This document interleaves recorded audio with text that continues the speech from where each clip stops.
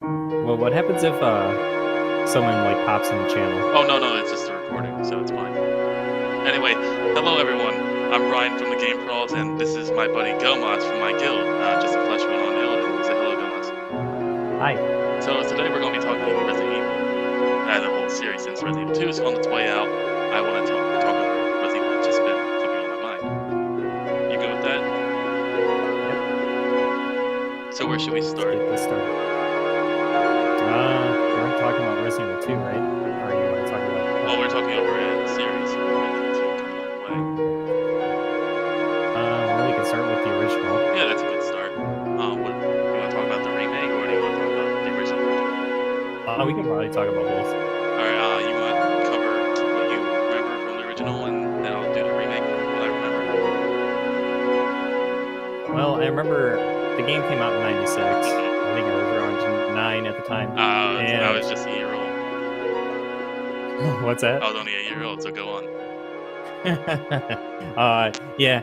I mean, I remember quite a bit from this game. Like the one thing I loved most about it was obviously the opening sequence. You know, you have that sort of cheesy B movie opening cutscene. Oh yeah, most definitely. They kept kind of some of the same thing from the remake. It's just a little HD. I mean, like I've always loved about the original PlayStation Resident Evil, the very campy kind of feeling that you get when you're walking through the halls of the mansion and stuff like that. Oh yeah, most definitely. The version that I played was the director's cut for the PlayStation 1, because I know there was like 5 or 6 different ports for this. Yeah, I think I remember that much. I may have not been of age when the game came out, but I still remember playing that kind of thing. Yeah, so I played the director's cut, which had the arrange mode and stuff on there, which kind of rearranged items throughout the game. You started with a stronger Beretta. Yeah. I remember that I think had a chance of decapitation. Do you remember who you played as the first time around? I played as Jill first, because Jill had, I think, a bigger inventory, and I feel like her weapon selection was a little bit better, because she was able to get the shotgun alongside the bazooka. Are you sure it wasn't any other reason? I mean, you were a very young man at the time, so... No, I was all about the firepower. All about the firepower, guys. All about the firepower and the extra inventory. I was very close-minded when I wanted to associate myself in the game. So I went with Chris my first time around, and oh my god, I got my ass kicked. Chris, I think, actually is a little bit harder than Jill's scenario, just because you have limited space.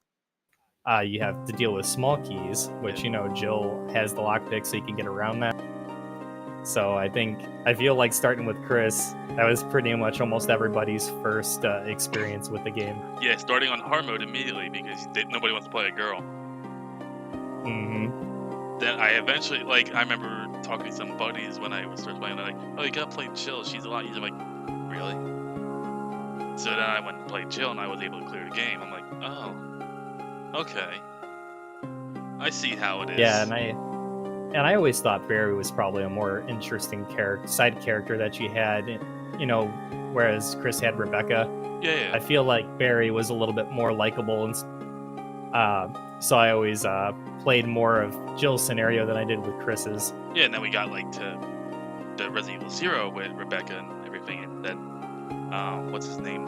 Yeah, they definitely kind of revamped the voice acting and the general level design and stuff like that with the remake, and made the characters a lot more tolerable. Oh yeah. It still kind of had that campy feel, a little bit, but it wasn't nearly as B-rated as the PlayStation. Oh, most definitely. The remake was fantastic, though. Oh yeah, it is. I want to talk about a remake done right. That's an amazing game. Oh, and Resident Evil 2 looking really good, shaping up. I think, and what I'm looking forward to more about with the Resident Evil 2 remake that's out is, you know, those gotcha moments that the original remake had, where it's like, oh, you know, all those people that have mastered Resident Evil know where everything is. It's like, just when you thought you knew everything, they have a gotcha thing in there where they change up a door, or they'll rearrange a room differently, add more rooms. I remember I had just to throw you I off. remember I had the conversation with you the other day when I played the demo. When I'm somebody who usually went left all the time when I started the game, where you went right. I didn't know about that big door when I went to the demo. I kept forgetting about it. Oh, I thought you were talking about the original. I haven't played the demo. Oh, like yet. when I remember, like I was talking about the original and the remake. Oh, okay. Because the original I always went right. And I went left. Mm-hmm. Because I don't know what it is, but I like going left first and then figuring things out. Yeah, I always gone right just to pick up a little bit more extra ammo, and there's a couple more items that you can get before heading left to where that first item box is. I think they added a police officer from one of the spin-offs.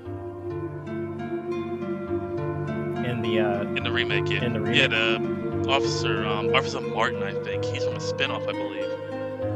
Martin? I know for a fact he's in the original Resident Evil 2. But he didn't have that. I don't think he had him. I don't think they had him like out in front with Leon. I remember there was a certain area he was in. I know he was locked in the back office. Yeah, in the original. Yeah. So I don't know if they replaced him, moved him closer, or moved him further. They brought him further up in the demo. They brought him up to the demo. I think that might be how the final game's gonna be too, where he's brought up and he helps Leon. I know they changed the kendo shop owner. I heard about that. Did they? Whereas like when you start Resident Evil 2, you're out like in the wreckage, and you kind of make your way to the kendo shop. Like I think they changed that up from what I've read so far. Oh, I'm gonna wait and play the demo, and like probably a day before it comes out, so probably sometime early Thursday or. Yeah, you're gonna play the demo. I was actually called by GameStop to come pick up the game early on Thursday. They're having a 9 p.m. release on GameStop. I have that thing pre-purchased on Steam. Ah, that's right. I have a physical thing going on mine. Thursday at midnight, I'll be playing the hell out of that thing. Oh, I'll be playing it on Saturday because my friend wants to see it. My friend I was trying to get to join us, but he was busy.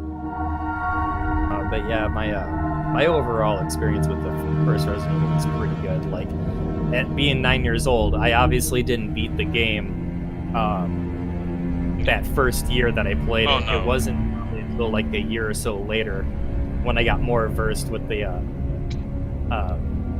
when I got more used to puzzles and stuff like that, because it was a pretty puzzle heavy game. I just remembered the spin-off Outbreak.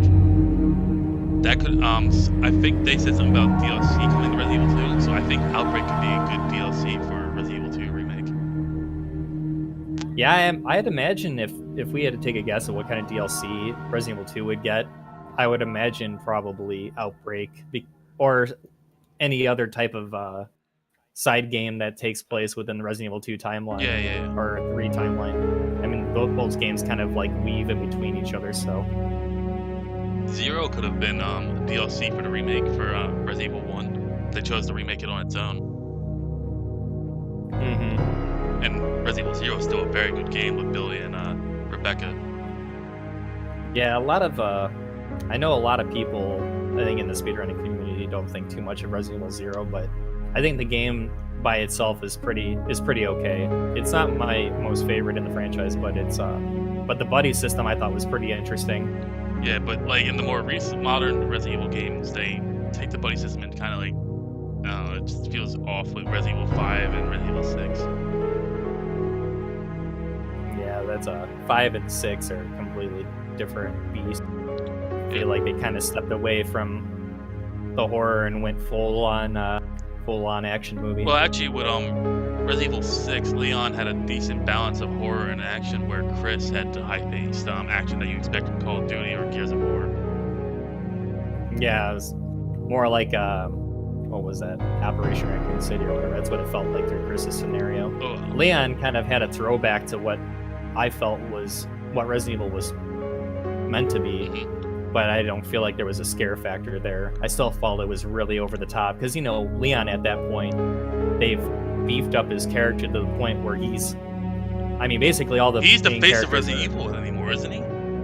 I believe he's more of a face than Chris is at this point, just because I think he has a more interesting background because he's working for the government, whereas Chris is military. You know what I mean? Yeah. They're kind of similar, but at the same time, if you had to take a pick, I think Leon's much more interesting from where his character stands, at least from a job perspective. You know? And Leon's been my favorite character. Don't get me wrong. I have a little bit of bias, but I mean, I like Matthew Mercer as a voice actor, so he's got my vote. Yeah.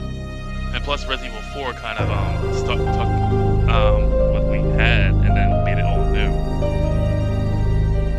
And they kind of used Resident Evil 4 to piggyback 5 and 6. I'm trying to think what else we can talk about. Is there another game specifically? Well, I remember you said you loved Resident Evil 3 more than anything. Yeah, 3 was pretty interesting. And half the reason why I thought it was interesting was because like there were multiple paths that you could choose and multiple points in the game. Yeah, that was really good. And then Nemesis is always hunting you down. Yeah, like there was like, I thought the Nemesis system was pretty freaking cool. Yeah. Because it was more of a souped up version of Mr. X's system, you know what I mean, from 2. Yeah. And what I thought was interesting about 3 was that item placement was different every time that you loaded up the game. Like in the PlayStation, the Magnum and the grenade launcher would swap every now and then. Like there's some RNG in there. If I remember correctly from watching some gameplay of the full game, Mr. X is going to be hunting you down throughout the remake of Resident Evil 2. Resident Evil 2. That's what I'm thinking too. I think they got rid of the B scenario for both characters, and I think they just added Mr. X into the core game. Oh, I've watched it. It looks horrifying because you have to conserve your ammo, and he's not going down. Yeah, like I know, like in the original game, you can pump enough bullets into him to knock him down, and you know, like the music will stop and he'll like kind of wobble and then fall to the floor, and you can actually loot him. Like he'll always have like some sort of ammo or something like that you can pick up. But of course, you know, if you leave the room, he just gets back up. So, but you can sort of stop him temporarily. You just can't kill him until you get to the end of the game. That's like Nemesis, pretty much, yeah. Yeah, more or less. Like it's a much more earlier system. But yeah, the Nemesis is, I think, is a lot nicer. And I think it's really neat too. Like depending on which route you take, Nemesis will show up in different areas. So yeah. I feel like I can't remember if there was multiple endings. I think there are a few. Sure. I think so too. But ultimately what this new Nemesis system just brought more free playability essentially. And I thought that was a step in the right direction. Whereas they stepped away from that and came up with Code Veronica X. Oh, let's talk about Code Veronica. Code Veronica X I think it's still a great game. Just Steve is. I'm sorry, that's your name, but Steve in that game is not good. He's not. You don't like it? I don't like Steve in that game. Oh, you don't like Steve? No. His characters are. I mean, he's more or less a child in like the body of what, a 17-year-old? I don't know how. I think so. I think that's also when they introduced Wesker in his full power or some shit. Oh yeah, he's already infected and stuff like that, and superhuman. Yeah, I remember it was like. And he's more British. Oh yeah. Don't forget he's more British. Oh yeah, I forgot. When you get more powerful and evil, you become more British. Like Goku Black and Dragon Ball Super. That seems to be the running joke in the series. Like every new iteration, you see Wesker, he's more British and more beefy and more powerful. The Ashfords, they were also kind of British, weren't they? I'm not sure if they were British or not. I can look that up. I was watching a whole timeline series with SBA. Oh, really? Yeah, that's where I got most of my basic information from Code Veronica. Yeah, like they probably meant to be British, but I don't remember the original voice actor being like anything but that. It was more kind of prissy, like a high-pitched prissy sort of. I mean, that makes sense with Ashford, with the main Ashford. What's his name? Fuck. Alfred Ashford. He had a split personality syndrome that happened to him. Yeah, because him and his sister, Lexi. It's Alexia, right? Alexia. Yeah, Alexia. They were so close. They were pretty much twins. So they were twins. I think. Yeah, I think they. I can't remember what happens to Alexia at an early age, but I know she ends up getting. She infects herself with Yeah, I was the just say like virus. really test the virus on her, And then she's and he gets cryogenic hibernation for 15 years. And he gets detachment issues and develops a split personality and starts dressing up and always pretending that his sister's there. I mean, I remember like playing that game, like the first half of that, or at least this one. They do pretty good at making you think that there's actually two characters there. Oh, they did good, with that. I'm like, did he let Alexia out already? And if there was one thing about like one moment in that game that I just thought was really kind of cool and creepy, it's when you actually get to the point where you're going up to the Alexia residence or the Ashford residence. How it kind of pans up, you kind of see this spooky like psycho house off in the distance, and there's like lightning, thunder, it's dark and stuff like that. It kind of looks like you're walking into a haunted or like a ghost story sort of. And I always thought that was really kind of cool, like how they kind of project that image. You know what I mean? Yeah. It looked legitimately spooky for a few moments there, but I don't think that game is scary in the sense at all, because I remember that game when it came out. It was pretty much at the peak of. Well, I wouldn't say at the peak, but it was at the incline of Resident Evil because people were getting zombie fatigue. Oh yeah, and my friends, like, even they don't play video zombie games, but they got tired of seeing all the zombie games flooding the market. Yeah, I feel like because there wasn't really much of a gap between Resident Evil games. I think 2 years ago, maybe not even that. It's good because you had Resident Evil, then Director's Cut came out not long after, which just added the new game mode. No, mind you, it's not Capcom's fault or Resident Evil's development team's fault. It's just other people want to dig into that market. Yeah, for sure. Yeah, because you had Silent Hill on top of that, Alone in the Dark, and then there's other people who do like Valve who did Left 4 Dead at the time, I believe. That was a little bit later. Okay. I think Left 4 Dead came out around the time. I think Left 4 Dead might have came after Resident Evil 4 or before. I'm not exactly sure about that. I've never been big on Left 4 Dead, so I'm not big on it. I just played it. Me and my friend played it. But I know like Code Veronica X, I think, came out around 2000.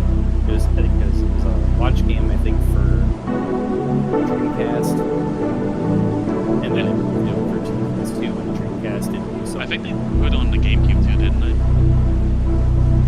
Yeah, I think they ported it in time. I can't tell you when. I think it's on PS4 or PS3 one of the two. My ears are a little rusty with them. I'm actually going to check and see if it's on the store while we're talking. But I do, yeah, I know that people were getting kind of tired with Resident Evil because at the time it was sort of like they were almost rehashing the same story, sort of like, or the same plot points. But I felt like... I mean, they thought that way too before they did Resident Evil 4. Well, for sure, Resident Evil 4 is the product of literally the feelings of the gamers, you know what I mean, up to that point. But like, the one thing about Code Veronica X that I didn't like was Chris with Claire, and seeing them struggle through this event together, I thought was really powerful and stuff like that.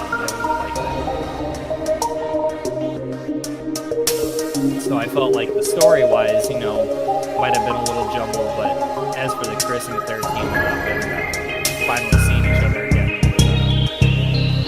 was I think, a point of closure almost, but, momentarily closure.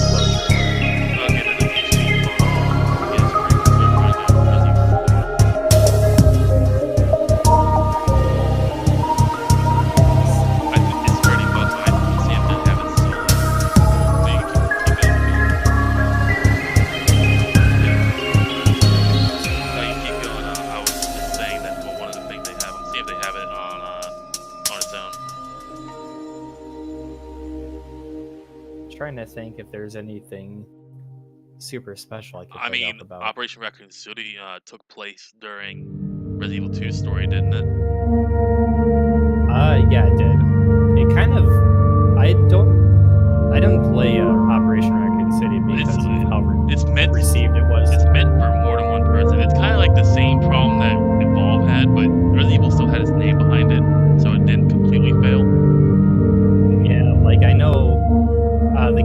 definitely designed for multiplayer because I remember the single player AI was so notoriously bad that it was almost impossible to play it single player.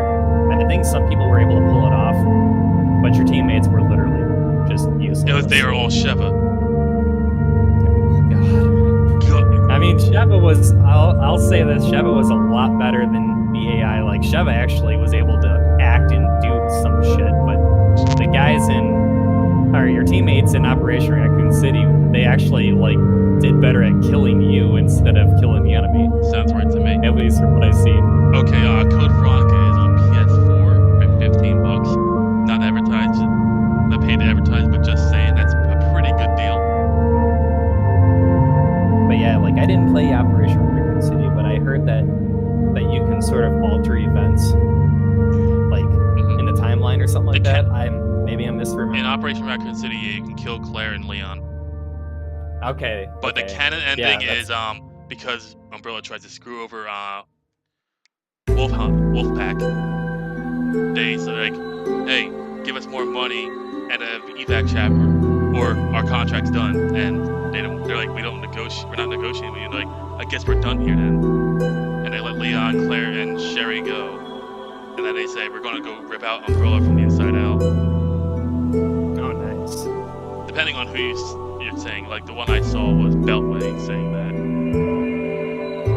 And you said that was the canon ending? That's the canon ending where they let Claire and Leon go, and then that's how it ties into Resident Evil 4, how their stocks fell and stuff like that. I guess that's what they did. There's nothing saying that was Wolfpack, but they could have done that. We don't even know if Wolfpack's still alive. Yeah, I wonder if they'll ever touch into that again. They might. Like the one thing that I like most about this series is that there's so many ways that you can weave in between the games and tell more stories. Like it's not just these characters and that's it. You know what I mean? Like, there's always like something they can do. Like for example, Wesker used Steve's body for the Code Veronica virus and then gave it to the other dude for the game with Krauser for the first time, where they got the Code Veronica virus and put it into this girl Manuela, I believe her name was, and she had the Veronica virus inside her. Who was that? Manuela. She was pretty much this main focus. She was Ashley for the game, but she also later on she got powers. Oh, you're talking about Dark Side Chronicles? I might be. I don't remember. I was watching the video. He didn't say which game it was. Resident Evil Dark Side Chronicles 2, I think. The one that kind of where Leon and Krauser are teaming up and they're where the hell are they? In Africa? Some country out in Africa or something like that? I think Cuba, maybe? And it's before Krauser obviously went to Wesker. Dies. Yeah, before Krauser went to join Wesker. Yeah, okay. The Manuela, yeah, she was infected with the Veronica virus. Yeah, like some sort of Veronica, and she ended up. Yeah, I remember the final boss fight in that, where she's throwing fireballs and stuff like that. Like, and I'm like, oh. Okay. Well, I mean, she what was her name from the Ashford woman? Alexia, yeah, she could do that too in her stone form. Yeah, she was. And she was trying to kill Wesker. Her humanoid form, like she would protrude fire from her footsteps and stuff like that, and there would just be a trail of fire. And she was trying kicking Wesker's ass, and then like, Chris, you're one of my best men. You take care of this. Yeah, I kind of love that scene. I just wish there was that fight went on a little bit longer. You know what I mean? It was just more or less Wesker trying to take control, just hand over the Veronica virus, and then she just bitch slaps him. Yeah, he's just like, okay, I'm out. And then he found Steve. He's like, oh, I can use this. Yep. That kid got screwed over hard. Yeah, he's a tragic character. You know what I mean? I wish he had a better voice actor, but he sounded whinier than Raiden from Metal Gear Solid 2. Yeah, it's just that nasally voice. I can't talk. It's you that like nasally this, voice, man. and really nasally, really teenager. Claire. Can't do a impression. No. It's terrible. But he did have one badass scene in that when he came in dual wielding and he kicked infected away from her, from Claire. Oh, the Bringer Snatcher. Bandersnatch, yeah. He kicked it away and just started fucking shooting the shit out of it. That was pretty badass. I thought that was pretty good. And then, like, the next scene when it's his infected dad, he takes that all away by whining like a little bitch. Yeah, you get that cliched or whatever. Like, hey, yeah, you can kill any undead, like but you know, if it's someone you know. No, it's like he's also like, you take all this build up that he could have turned around to the character, like, nope, take it all away. Maybe. And then Alexia got both of them, and then yeah. I felt that we're jumping all over the place, but it's alright. It wasn't a good game.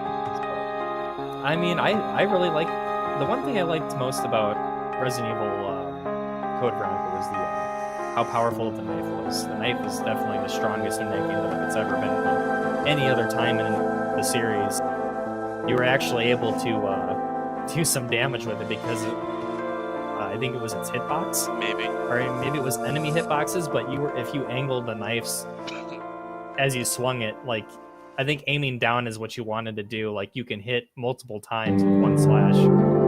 In like the early game, you could conserve a lot of ammunition with it. I love that so much. Yeah. Because in any other Resident Evil game, the knife's garbage. You never want to use it for anything. Because you know, if you were close enough to use it, you were always going to take damage. Oh, there wasn't really a way. Did I tell you in the demo for Resident Evil 2, the remake, that the knife has durability? No. Yeah, it has durability. So even if you're slashing, it can break. You have to look for other knives. Oh, okay. So it's like a self-defense. Like I was thinking, it's like, oh, like the original weapon just keeps slashing with the zombies, so I don't waste my ammo. Oh, I'm sitting here thinking like, I know they added self-defense items in the original Resident Evil remake. Oh, but they did, But this ain't that. No. Though. This is like the actual knife, but it could actually break. Yeah, it can break on. You can screw yourself in a way. But my question is, like, is the knife actually worth using though if it's got durability? Is it good? I used it to slash up some zombies, but it turns out I didn't kill one all the way. When I came back out into the room, the hallway, he got back up. I'm like, oh, okay. You stopped moving to fake me out? Alright. You know, I wonder if they're gonna reintroduce the Crimson. They might. Sort of, you know, second. In Outbreak, there was this, the half-life of the suspender that I wish they did something with. Oh, really? Do you not remember the suspender? No. It's like half like or half normal zombie. And they would just hang up from the hallway, like the vents and shit. Oh, the chimeras, you mean? No, they're called suspenders. I'm drawing a blank. Let me see if I can find a picture. I'll send it to you. But do you want to talk about Survivor while I'm looking up the suspenders? Yeah, Survivor came out in 2000. I think it came out right before Code Veronica. Mr. Ark, who thought he was Vincent the entire time. I am Ark. I am not Vincent. No, it's like, I'm Vincent. I did done horrible things. The voice acting in that game is so terrible. Okay, I sent you the suspender. I do not know what I've never seen. It's half That looks amazing. They should do something with that. Was that original concept art, or was that actually in the game? That was in the game. That was in Outbreak. Oh, I don't remember that. Oh my god. I only played a little bit of Outbreak. Like, I know I've seen a lot of it sped run through Carcinogen, but I have not played it enough to remember that. I can't believe it. That's amazing. Yeah, they should definitely do something. That would scare. Raise tension. Imagine seeing that like with the fucking third-person view too.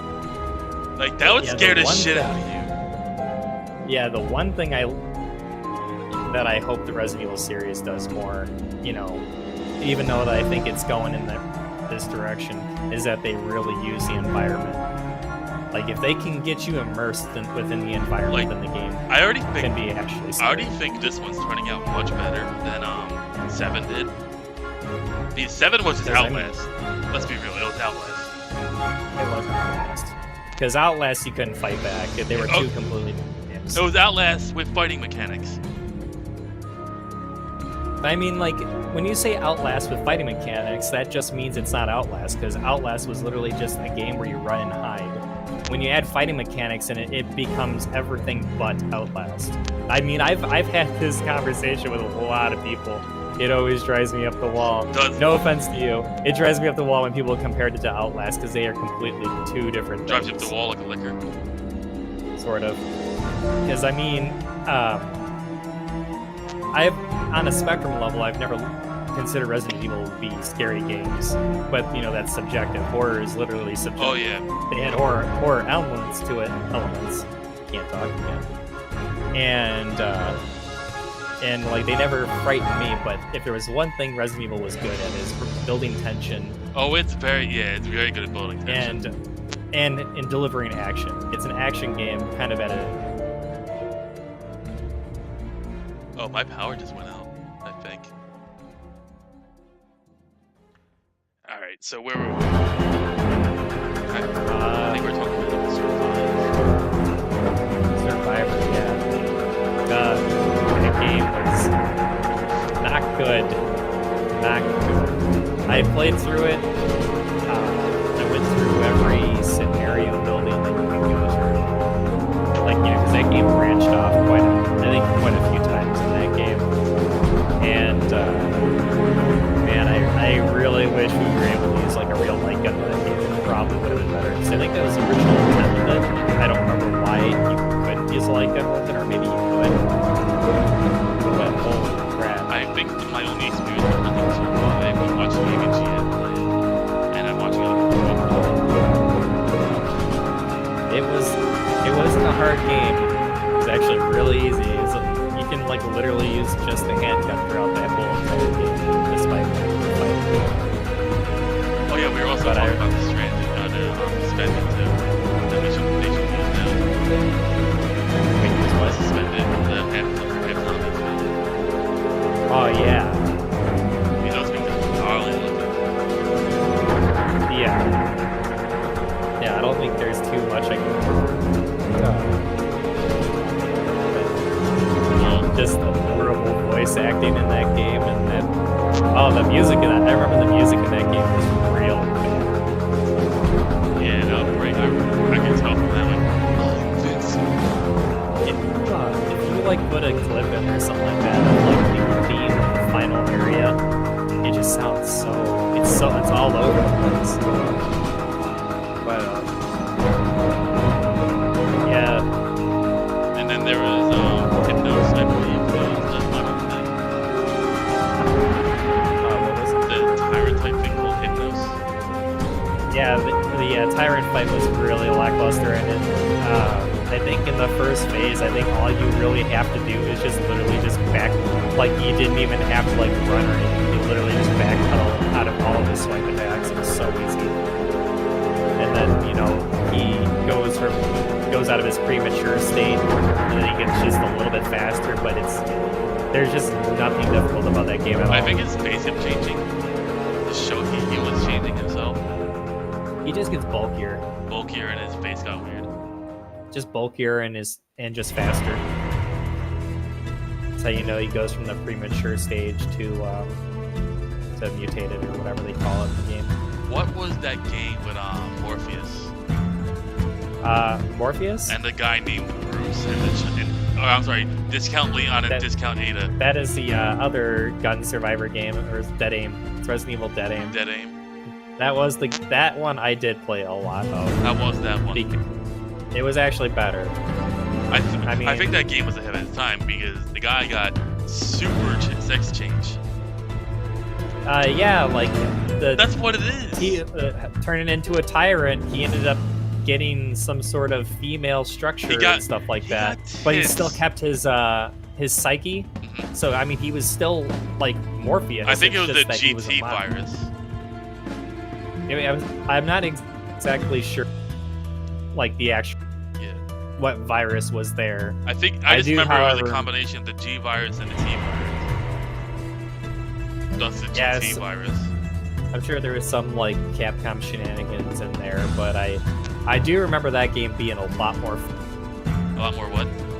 It was a lot more fun, Okay. and the light gun that you were able to use with it actually was really it was stable and it was accurate. So like it was actually really fun to play with an actual. But you have to admit, Bruce and the Chinese spy were discount Leon and Ada. Yeah, I'm sure they were like the B team. Yeah.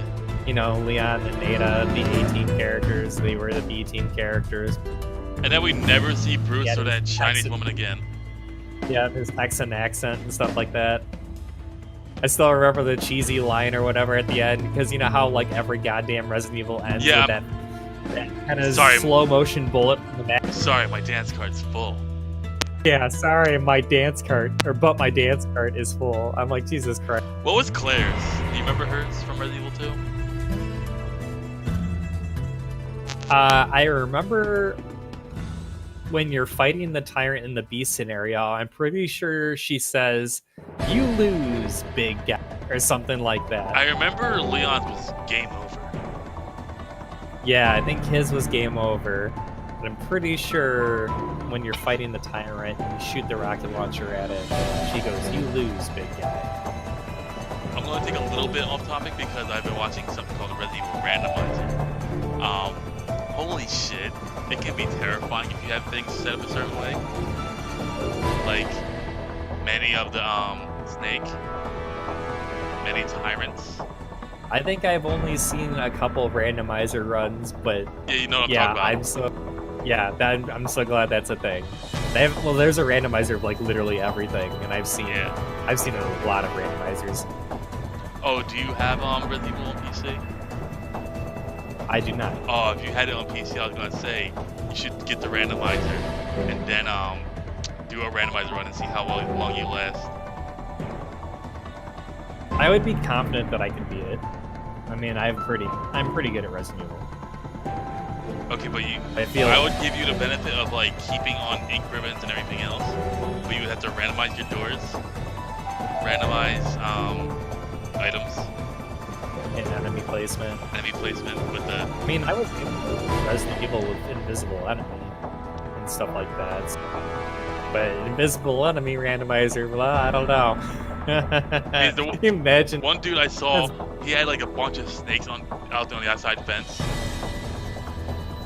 There's also like sharks popping up, like through the corridors, spiders on the corridors.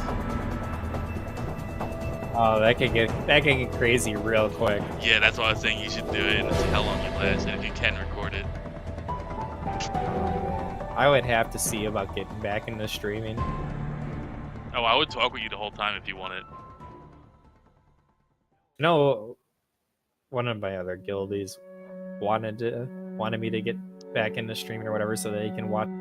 So you can watch you get startled or some shit. I think it was when I was playing Path of Exile or something. Ah, okay. I mean, there's a lot of streamers who do well off solo games and shit. But I don't want to be one of those guys. I want to play what I want. Right. Alright, so let's get back on topic, since I just wanted to talk about the Resident Evil Randomizer because it's, holy shit, it can be scary. But yeah, we were talking about Survivor, but Survivor, there's really not much I can touch on to first. It was cheesy and it was a B tier game. Yeah, I remember renting it a couple times. It was just ahead of its time for Super Sex Change. I feel like that if they would have just took another year onto that game, it probably would have been so much better. And you know, it also came out in 2000. They should have literally put a lot more work into it and released it on PS2. That game out in 2000. Yeah, that game looks really good for 2000 though. It came out right around the time of Code Veronica X. Looks like Code Veronica got better attention then. Well, it did come out on the better console. Better hardware, I should say. Probably not better console. That's subjective too. Resident Evil Umbrella Chronicles on the way. How'd you fare with that? If you played it at all? I had a lot of fun with the Umbrella Chronicles games. They were fun to play. There's a lot of unlockables in them. Did you have the accessory to help? What's Did that? you have the accessory to help you? Oh, the Wii Zapper? Yes. Yeah, I had that. I bought mine at my copy of Resident Evil Umbrella Chronicles at GameStop, so I didn't have the zapper. So I had a much harder That time. really helps. Oh my god, I tried playing it without the Wii Zapper once just to see what it felt like, and man, my wrist hurt after Oh, a so couple you hours. understand how I felt? It was like almost Yes. unplayable like that. Oh god, it hurts. Like, I'm pretty sure I got a little bit of like carpal tunnel and Did Resident Evil not carpal 4? tunnel, but arthritis. Did Resident Evil 4 originally launch as an exclusive for the Wii? It was. It came out really well too. Yeah, it was probably one of the selling points for the For the Wii. GameCube system. GameCube. Wait, For the Wii. did you say Wii or GameCube? Because Resident Evil 4 came out for the GameCube. Oh, did it? Yeah, it came out for the GameCube in like 2004, maybe? I might be wrong in that. I remember 2 and 3 were Like at least ported to 2000. GameCube. Yeah, I think it might have actually been around Christmas. It was either Christmas in 2004 or it was in the 2005. I remember Capcom doing a massive port to the GameCube with Resident Evil games. But I mean, I think that they was ported only, 0, 1, 2, 3, and you're saying 4 was on GameCube? Yeah, 4 came out on GameCube as an exclusive for a little bit, and I think it was a year or so later they ported it to the PS2. That sounds right. And eventually, it came out for the Wii also. Like everything got ported, I think, over to the Wii eventually. I remember the first time I saw it, I was at my friend Jordan's house when Resident Evil 4. My first saw Resident Evil 4. I'm like, okay, why you put this in? Like, we can do something. I'm like, oh, this game looks really good. I didn't get it till years later when it came out on the PS4, and I got the HD version. Yeah, the HD remaster was pretty good. Actually, something that bothers me in it, they didn't upscale Ada's shit. It was still like an old SD style, cinematic style for Ada's campaign. Oh, like the separate ways and stuff like that? No, her campaign was all in, like, just SD, like standard definition. That's weird. It was very weird. Like, did you not pay attention? Did you forget? No, I don't think I noticed. No, I'm really not you. Like, I mean, like Capcom. Like, oh, okay. like if you have the HD version, go back and play and try and do Ada's stuff. You'll see the difference. Yeah, I'll have to probably do that. I don't know what I have. Maybe on the Wii or something like that. Like, if you have the HD version, is what I'm saying. Like, or if you look up Ada Wong in Resident Evil 4 HD, you'll see it. Yeah, I'll have to check that out. It's an odd thing. Like, if you're gonna do an HD thing, do it completely, not just for the main campaign. Oh yeah, but during the Dark Side Chronicles, I loved kind of like sort of the retelling of like Resident Evil 3. I think they did Resident Evil 0 also. It was like 0, 3, and then there was an kind of an untold story that involved Chris and Jill, right? Yeah, I think so. I remember there was also another. I don't remember which game it was, but there's another story where you played as Wesker and then somebody else was with him.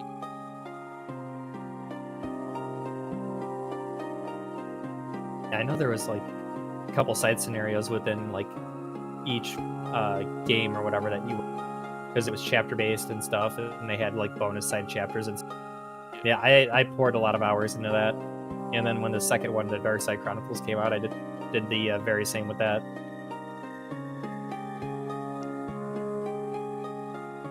I kind of like that they had some sort of like filler in there between like. Oh, okay. Resident Evil 0 had a Wesker mode. Mm-hmm. That's what I was thinking. Yeah, they added in the 0 remaster. Yeah, they had a Wesker mode in there. I think it was when he had the enhanced powers, didn't it? Or was it before that? I have Resident Evil 0 HD remaster.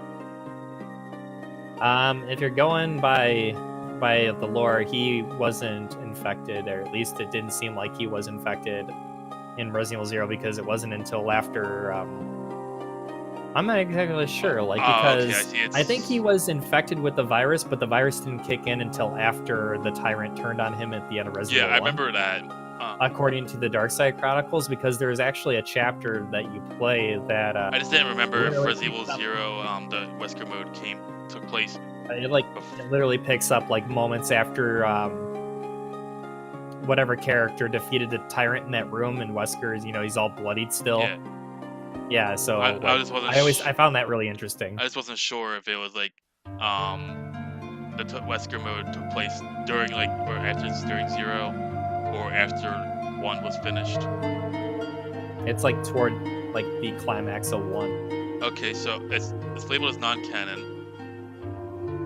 And there's I think in the Dark Side Chronicles there was a chapter.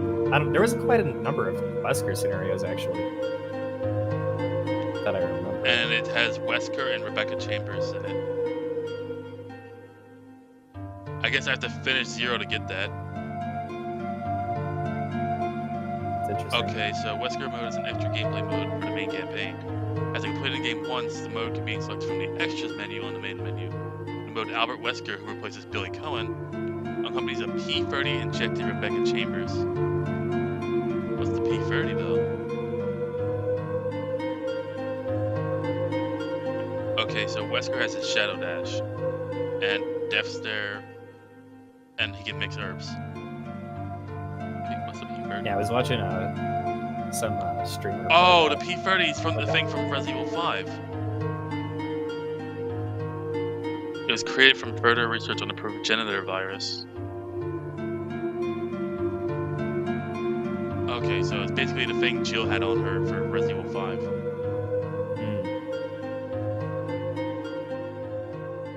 Yeah, that's pretty much what that was.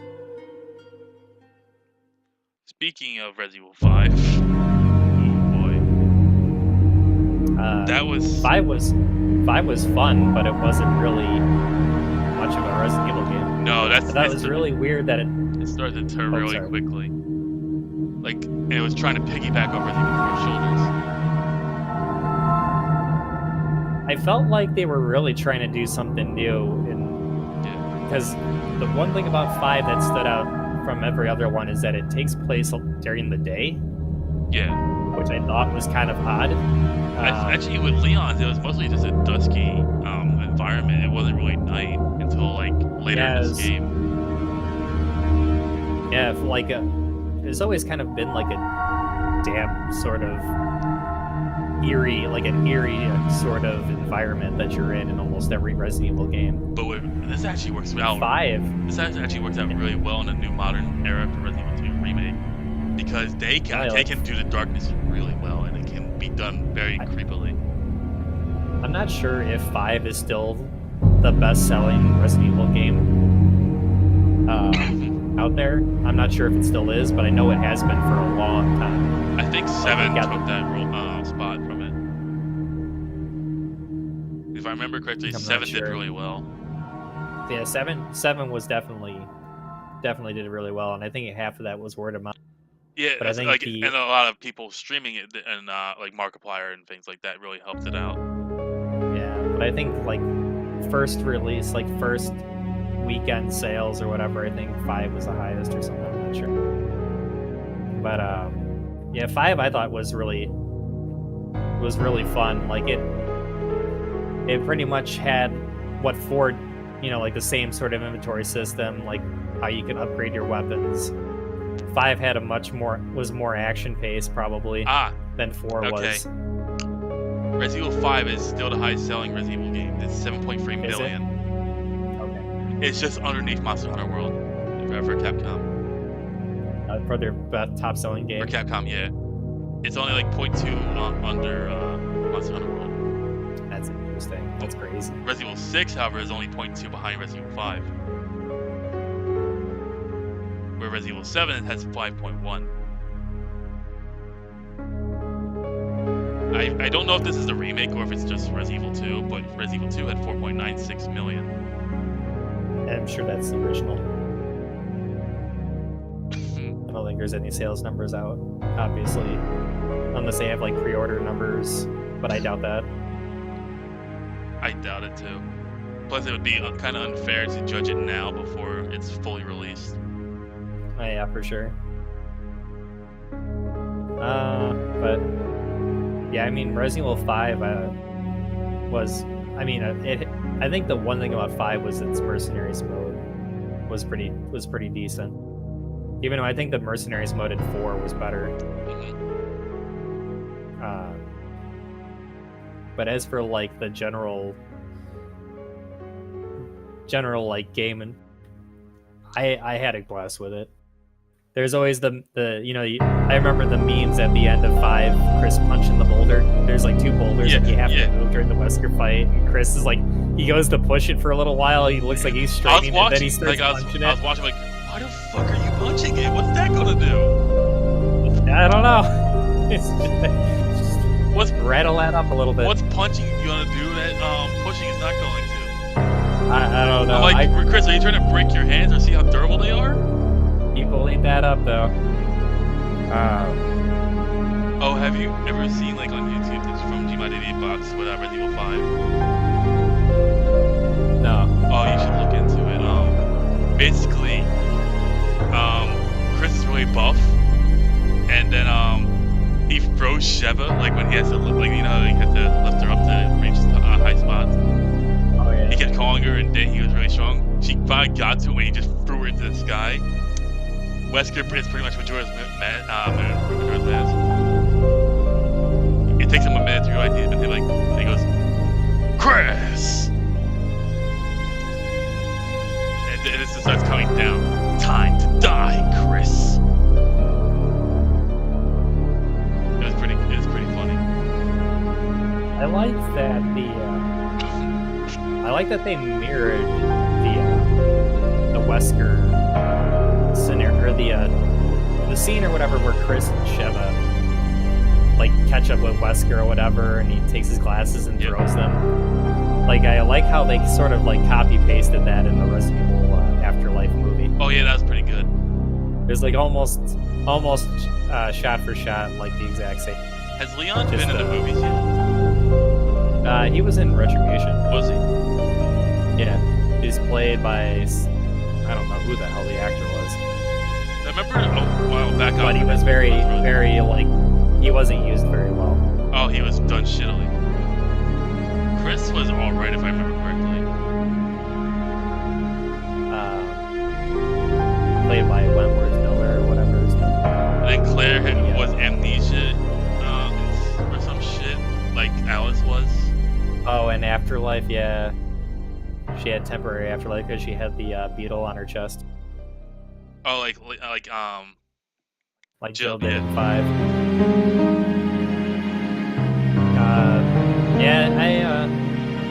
That's actually probably one of the highlights in that in 5. Like, if I had to point out a highlight moment, was when you had to fight Jill. Because I love the soundtrack during that fight was actually really good. It's actually one of my favorite pieces from the franchise. They killed him. Because, like, Resident Evil's got good music and stuff like that, but the back half, like, I think the Jill fight was really good. I just looked it up. They killed off Leon in the movie? Not on screen. They didn't kill him on screen. They didn't even kill him on screen. That's God. No, they didn't kill him on screen. It's just I don't think they could have got the actor back or whatever. And the one thing that the Resident Evil movies had problems with was continuity. Was bringing continuity. Like characters, like how one movie ends doesn't necessarily start. Like if there were characters that weren't there, they didn't really address that. They were just like, well, they're not there. At least they can keep killing Mila Jovovich back. I like the movies. Like, a lot of people don't like the Resident Evil movies. If I had to say something, I think like the first and second one better. Like those two were really good, but then they started to derail a little bit. I'd rather go watch the animated. Yeah, I kind of liked them as they went on because they stepped further away from the game, sort of. I liked it when it did its own thing because I don't like usually when things kind of just copy-paste. like they had the balls to kind of tell their own story a little bit, even though it kind of derailed from what people were expecting. Yeah. I give it props for that because that's not an easy thing to do, especially when you're tackling something that's as popular as Resident Evil was at that time. Yeah. Even though Resident Evil is still popular, you know, but at the time of those movies, you know, like there really wasn't any video game to movie adaptations that were good. So Resident Evil looked promising. You know, the first movie was pretty decent, but you know, based on whose opinion you ask, like that'll change with the further movies. But I think all around, now that the franchise is done and soon to be remade again. Oh, is it done? Yeah, 6 was the final chapter. The one with Mila Jovovich, Wes Anderson. Oh, okay. That's over. It's done. But they, however, are remaking it. There's a remake currently in the works, and they have a script done already. And I think we'll probably see it in like a year from now or something. I think they should just focus on the animated ones because they did really good with those, like Degeneration and Vendetta. I thought the animated movies were okay. They're still ridiculous though. But that's how it should be. It's for Resident Evil. I feel like I know a lot of people when they talk about Resident Evil, like they talk about it being scary. I don't think these games are scary at all. They never have been. Even coming from 9-year-old me, as far as I've gotten in Resident Evil, there was never any points where I just literally couldn't go down a hallway. It's really tense. It's just, that's what it is. It's very tense. Yeah, there's definite tension, that for sure. But it's always been in my heart an action game, sort of, because I think it's also like most people would be tending like, oh, kill it dead. And they waste all their ammo, and that's when they fuck themselves. Yeah. Like if you're a casual gamer and you like, or if you like play say Left 4 Dead or Call of Duty Zombies, you like, oh, just gotta blast them down. Like, no, you have to conserve your ammo. It doesn't matter if you have to run. Yeah, if you play, depending on which version of early Resident Evil that you play, if you play like whatever the normal mode was, like there was enough ammo to dispatch like every enemy just about. But I think the general idea was for you to kind of just move around if you could. Like, I'll admit, like, when I had the freedom of the open world to go through with Resident Evil 2, I fucking avoided zombie like a little bitch. Just to conserve my ammo. Yeah. I think that's generally how a lot of people play it, and I think that might have been the original intention. And, like save my ammo for the bosses. I have done, there is, like, certain weapons that you just don't use on normal enemies. Like, you know, magnum ammo, grenades, whatever the extra weapons are, like pistol, shotgun's fine, but that's generally what I did. But like I must have replayed like the early Resident Evil so much. Like there were runs where I would like kill every enemy and see how much bullets I would have at the end, and I would usually have more than enough. Oh, so experimental runs. Yeah, I do a lot of shit. Like I already played a whole lot. So it always seemed like, I'm not sure, like I know people like would run out of ammo at certain points, but I always found that very hard to do because you know, there's ammo hidden in certain places. Yeah. It's all scattered, it's not always out in plain sight. I always feel like the level design in Resident Evil was always very well done, so that you always had enough ammo to take down anything in the path that you were willing to look for. Oh. That was the one thing about Resident Evil, is just it had just such damn good level design. I do have a confession to make to you though. I never will beat Resident Evil completely, or Resident Evil 3 completely. 3, you said you never beat? I didn't beat Leon's side. I beat Claire's, but I never beat Leon because I couldn't figure out Nemesis. Not like not one of my favorite mixed things. I could never do the Nemesis part, the final boss. Oh, okay. So like in the final room where you have I didn't get the railgun up, I could never get it. Oh, okay. Where you had to push the 3 blocks in, and then the cannon would charge, and had to kind of line up Nemesis with the cannon. Yeah, I couldn't do it. You had to do it twice. I think. Funny thing, I beat most of that game in a single day, and I was trying for a past couple days ago at my friend's house, try to beat it. Like, I can't do it. I cleared all of Resident Evil 2. I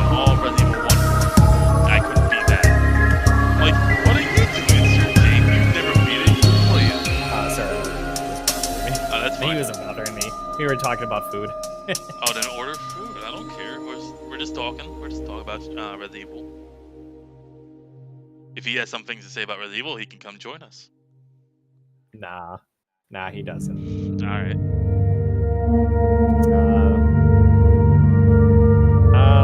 Okay. What else is there? We talked about 5 a little bit. I don't have like too many super strong moments about other moments. I mean, from 5 other than the Jill fight. Yeah. Okay. What was the DLC for that?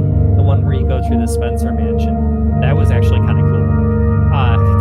It was kind of telling the events before 5, sort of, where it was Chris and Jill investigating the Spencer estate, where Jill kind of supposedly has like that fake death, sort of. Oh, where she tackles Whisker outside the window. Yeah, God, what was the name of that DLC? I'm asking Pretty good DLC. I'm texting my friend to see if he knows. I think that's one of the few DLCs he ever bought for any game. Lost in Nightmares. There you go. That's what it was. That was a good DLC. It was short, but man, it had good visuals and stuff like that. I wasn't too much of a fan of like the souped up enemies that you kind of had to run around, but I mean, it was whatever. I enjoyed everything else. I mean, if it's good, it's good. Yeah. I mean, the one thing that will always keep me, like, I'll never stop playing any Resident Evil game.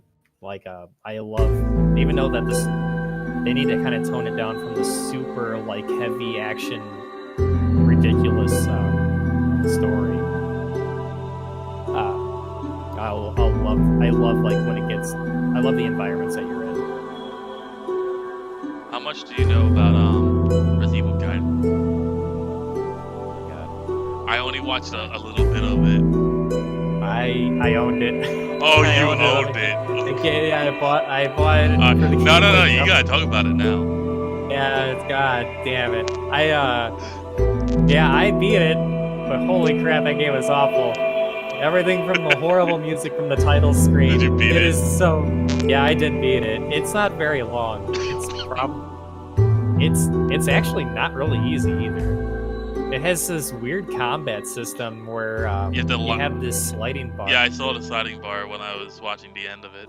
Yeah, like when you're kind of just running around, like you got your little character there, and I forget which button it is, but you draw your weapon, right? And then a little cruiser appears, and if a zombie's within the range of that cruiser, you kind of just set it on them, and then you let go, and then it enters like this battle like screen or something like that, where like the zombies or whatever monster is like slowly approaching you, depending on where your distance was before you activated this this battle scene or whatever. Yeah.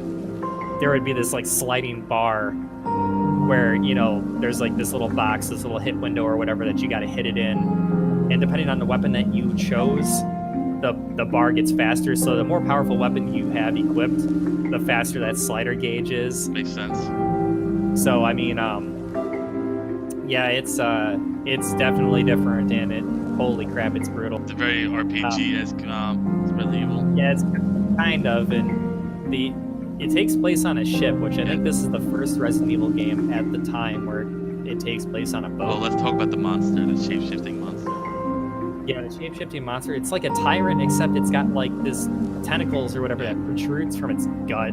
It's like kind of a disgusting creature, but holy shit, is it brutally hard sometimes. Like, imagine that was in a 3D model. I don't know.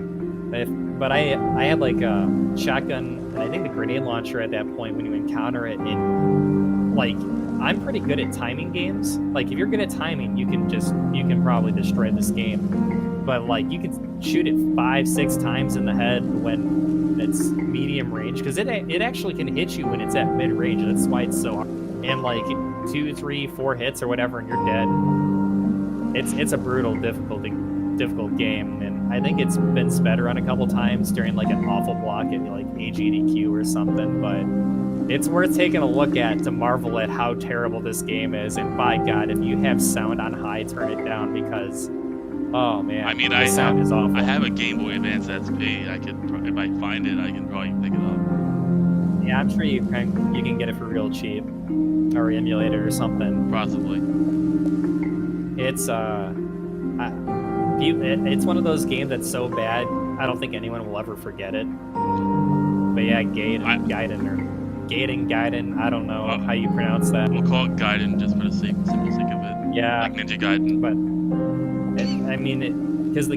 characters you played as Leon and then Barry. Barry comes back, and that you're all working together.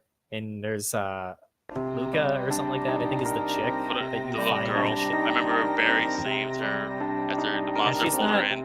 But then, yeah, she's not so little. She's kind of like probably 17 or something. But yeah, this thing seems to have a liking for her or something like that. Maybe from mating or something. I'm not sure. Oh, the fucking breeding infected are like really disgusting. Like with Birkins. I just remember. Oh, sorry. Okay, but like the breeding monsters like Birkins and that other dude in the fucking movie. Wait, which movie are we talking Degeneration. about? Live action? Degeneration. The animated one. That's the newest one, right? No, Vendetta's the newest one, and that one's actually pretty good. But yeah, I don't like the fucking breeding infected. It bothers me. But I want to go a little bit on Gaiden a little bit. At the end, like with the fucking double version of the girl. Oh yeah, how it shape-shifted or something like that. And then, like shoot me, I'm the real. She's the fake. I'm the real one. Shoot her. And then at the end, Leon was infected. Oh god, the spread on Leon looked bad. His fucking lips. Yeah, the sort of cliffhanger ending or whatever, where it I'm not sure if it implied that Leon was infected or if it implied that he was infected. Yeah, it's something.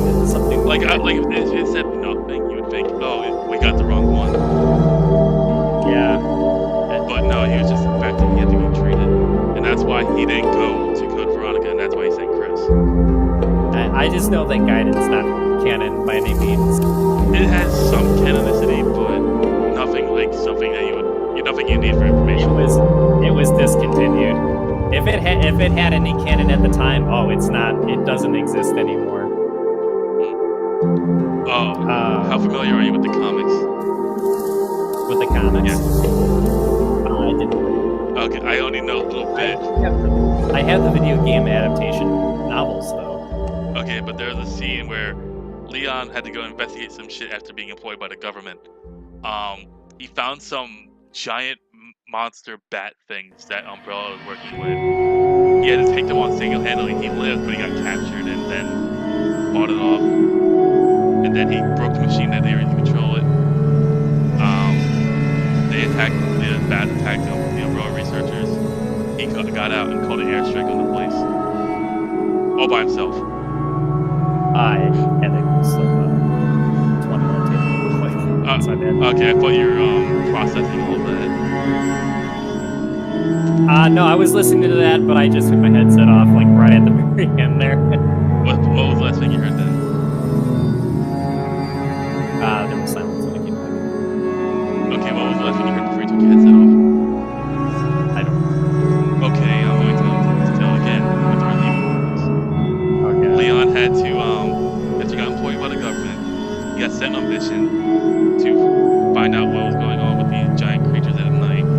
There's giant bat monsters that he had to take on single-handedly, by the way. He still lived, but he got knocked out. He was captured. But he got away before the researchers could find out, this is Leon S. Kennedy. He destroyed this sonar thing they were using to control it. They turned on the creators. Leon got out of there. They called an airstrike on the place. All by himself. Is this like a series? It was a comic series. I remember there was also one thing where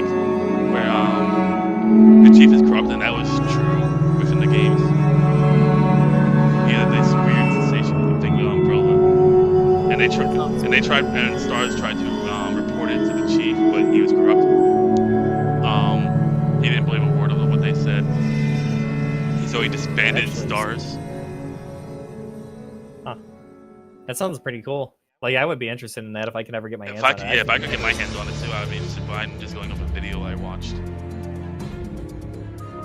Yeah, like all the reading material I've had is just the novels or whatever, which pretty much transpires, the events of the game, except it's, obviously, like, I think it's always been interesting, like, you're kind of like in the character's head and stuff like that, and what they're thinking and stuff. I also have the movie adaptation novels too. That's cool. Which actually, a lot of people that don't like the Resident Evil movies read the books. The books have a lot of what the movies are missing. Like, the books actually kind of talk about it kind of helps you piece characters everything together. That's why I like about that kind of shit. Well, the funny thing is like, I remember, like, Resident Evil Extinction, for example, like, Jill's not in that movie. I don't think Jill's only in the second movie, wasn't she? Second and the fifth one. But Jill was in Extinction.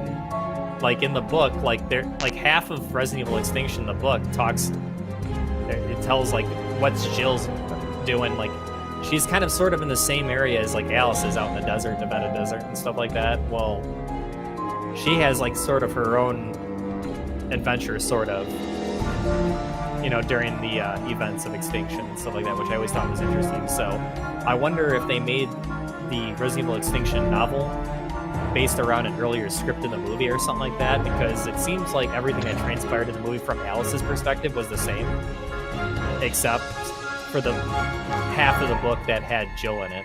Like, Jill never interacted with Alice. Yeah. She was always off on her own. Like, every chapter would be off and on between Alice and Jill. But I always thought that was really interesting if they would have added that into the movie as well. Because that was, like, one of the big questions I remember when that movie came out. People were like, whoa, where's Jill? Carlos is here, but what happened to Jill? Mike Epps' characters. Was it RJ or something like that? He's there. Jill was the only missing character. Yeah. So, but if you read the books, you're in that one book. It's some questions. Actually, hold on. That book.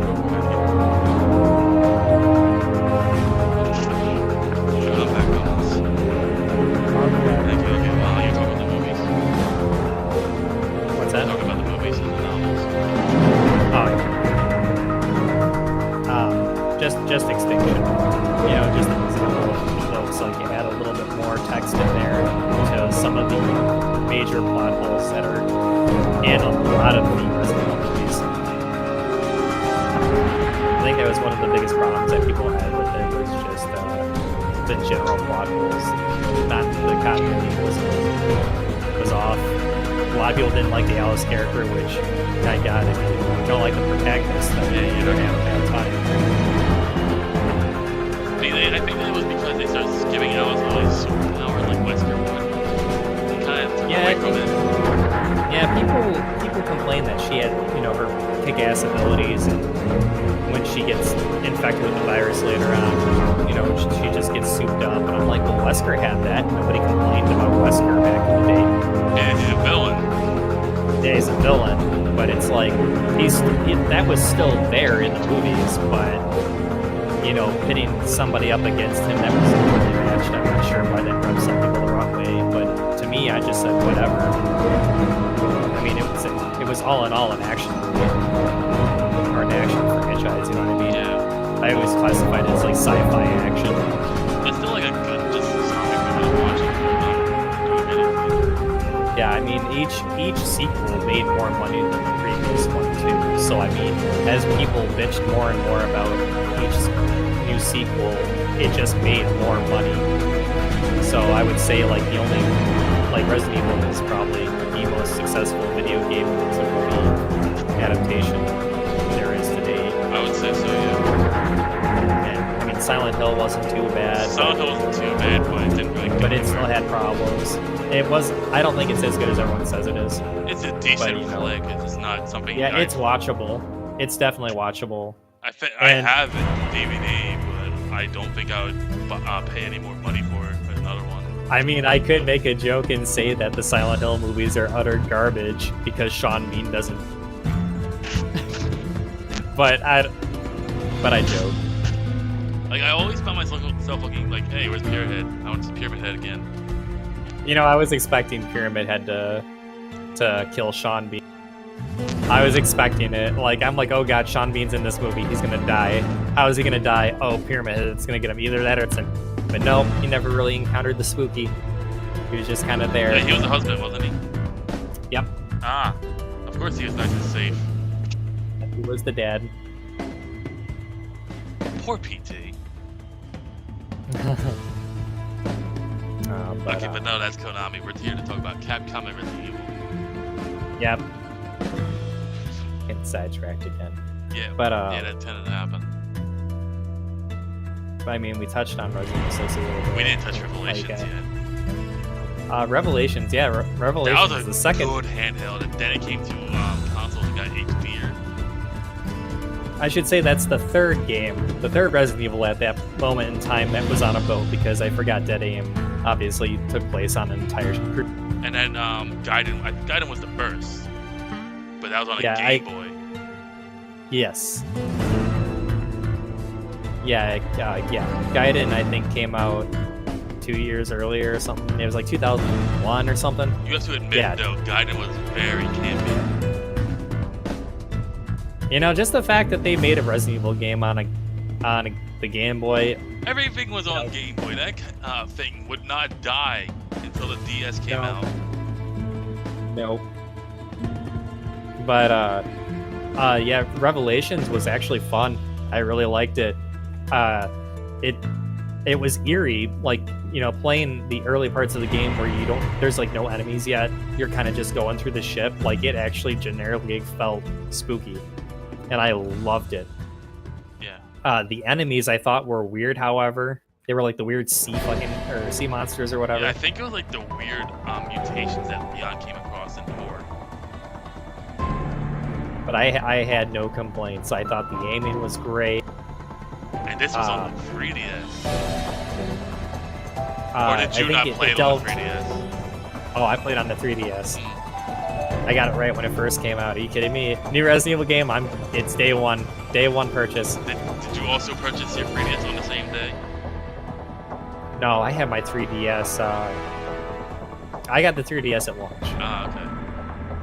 So I was playing a bunch of like Metroidvanias and stuff like that prior. I usually get all my stuff at launch.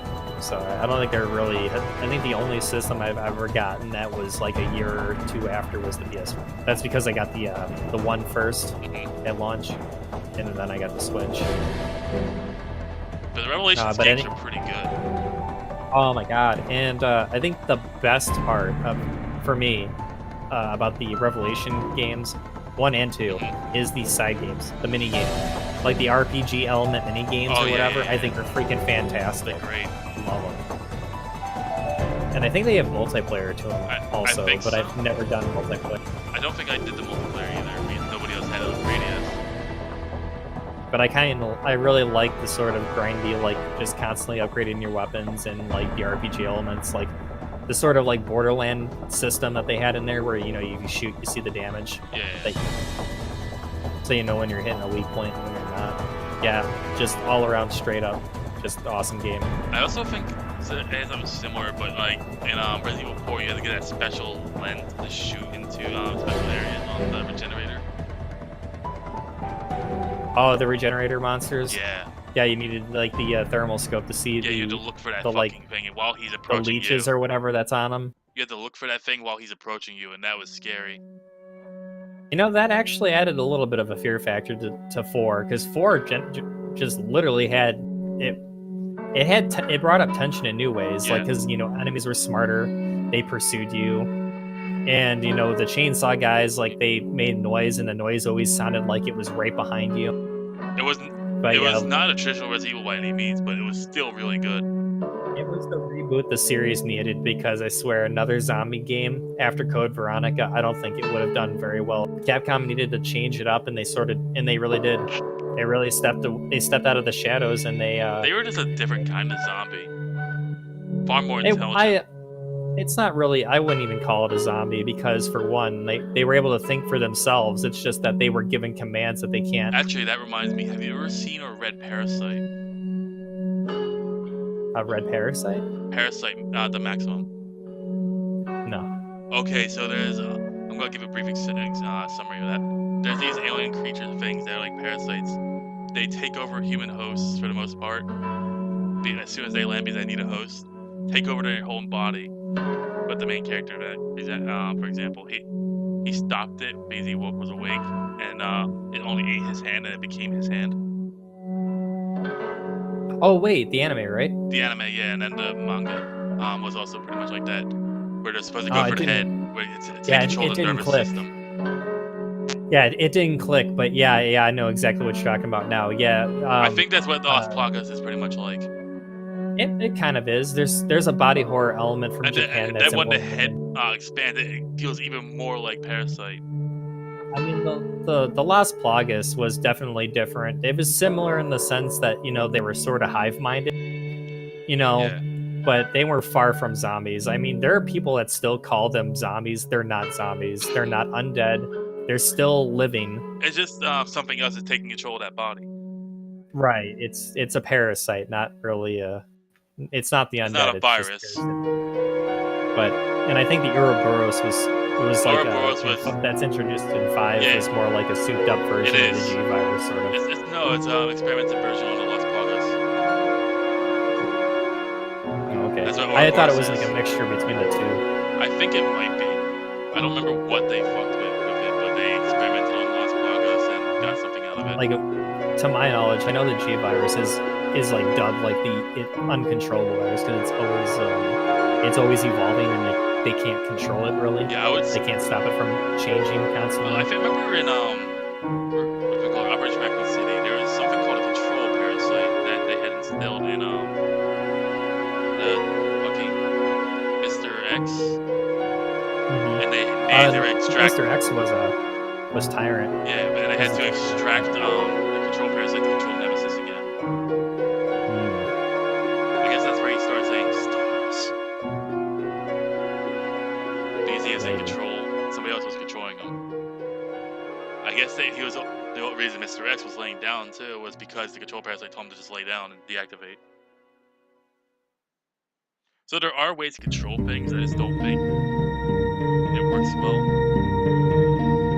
with the G virus.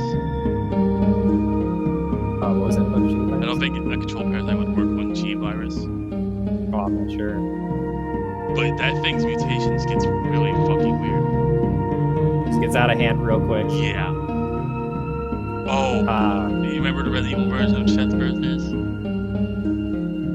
Yeah. Those things are what the fuck. I think the first time I saw it was with a woman named Monica. And then the thing got out and crawled onto the thing with Kevin, I think. I think it was Outbreak. Yeah. And it mutated and grew very fucking quickly. Yeah, I have a vague memory of it, but... I remember the same thing also happened like when Claire went to see the chief and he got infected. And then something came out of him and went after Claire? I just remember he got infected too and had a chest burster thing. Yeah, I wish I remembered more on that. It does very, very much remind me of Xenomorphs. Because it's a chest burster.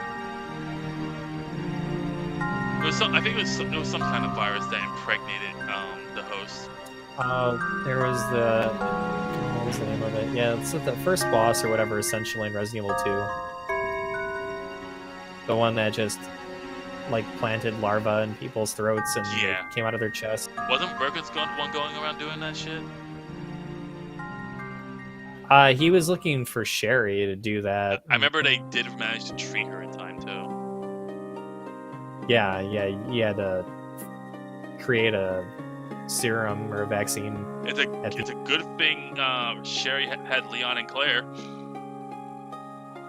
Yeah. Or that little girl would be dead. It would be kind of interesting to find out like where her fate would have lied, you know, because if Leon and Claire never came into the picture, would she have ever left the precinct? I don't think she would have. Perkins would have found her. Oh yeah, he probably would have. I mean, I don't know how long she would have been able to play cat and mouse. I think It would be I interesting. think it was also worked well for Birkin when she was unconscious. That way he could implant it without her knowing. Maybe. I like how he started focusing more on the parasites and the viruses themselves. Yeah. I feel like there's a lot more you can do with the parasite virus than just throw in another virus. What was the thing that infected the Baker's family in 7? The Baker was the. You know what I'm talking about, right? God. Yeah. Holy shit! I can't believe I'm drawn a blank here. What was it? What was the? What the hell was Evelyn? I remember Evelyn. What the fuck was Evelyn? I remember she also had the weird rapid aging thing. I knew it was like some sort of fungus, but I can't remember the name of it. Let's ask my friend Jordan again. Okay, he only said Evelyn.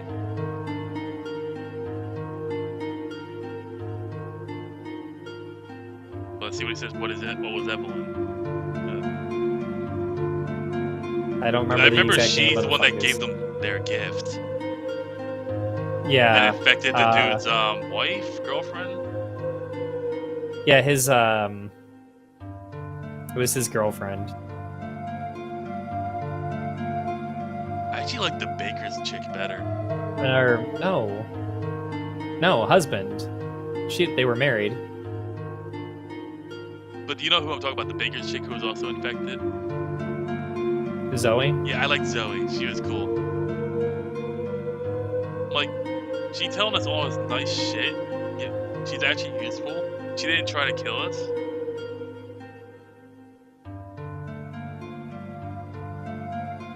Yeah, she didn't. I don't think. It always made me wonder, like, she was fighting the gift also, I believe. So I think, didn't they have her, like, locked away, sort of?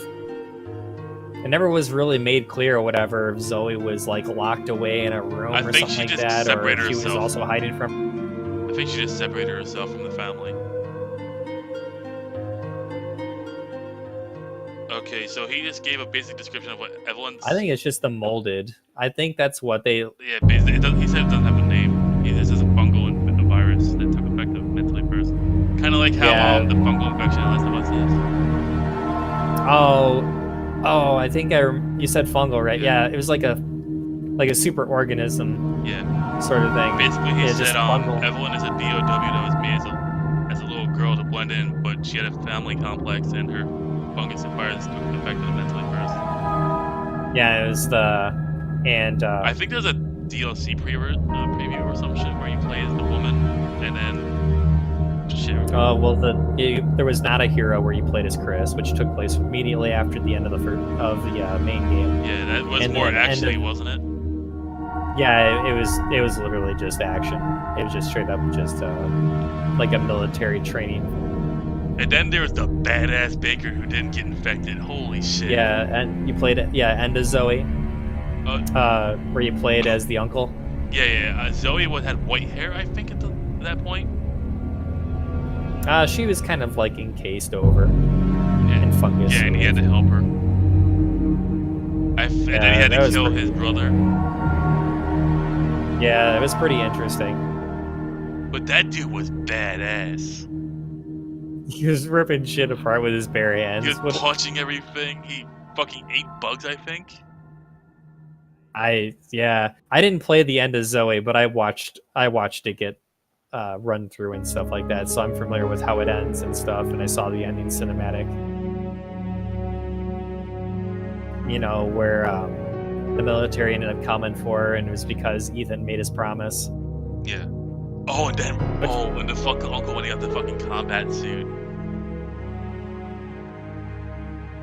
I had a lot of fun with 7. 7 was pretty good. It's for it being its second reboot, there isn't too many franchises out there that live long enough to get rebooted twice and actually still be good.